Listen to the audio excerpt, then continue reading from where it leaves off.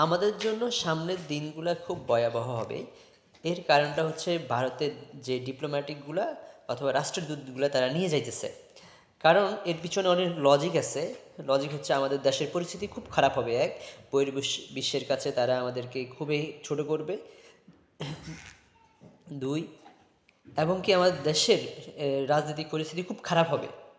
ভারতের এরা আগাম কোনো কিছু আভাস পাইছে, এবং কি তারা আমাদের দেশের পরিস্থিতি খারাপ করার জন্য তারা এখন তো কিছু করতে চাইতেছে, কিছু চাল তাদের আছে।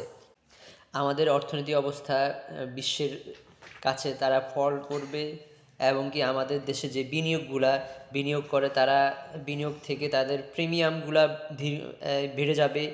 আরও অনেক জটিল সমীকরণ আছে। এই জন্য ভারত তাদের ডিপ্লোম্যাটিকগুলো এবং কি তাদের যে অ্যাম্বাসিতে যেই অ্যাম্বাসিডর থাকে তারা সবগুলো নিয়ে যাইতেছে। তারা নিশ্চয় বিশাল কোনো চক্রান্ত চলতেছে আমাদের দেশে। আমরা যেন আবার জুলাই যুদ্ধার মতো যেই সংঘবদ্ধভাবে ছিলাম, যেন সবাই সংঘবদ্ধভাবে থাকি। কিন্তু যে আভাস পাচ্ছি, এটা কিন্তু খুব ভয়াবহ অবস্থার দিকে যাওয়ার সম্ভাবনা আছে। অনেক ক্ষতিগ্রস্ত হইতে পারে আবার আমরা।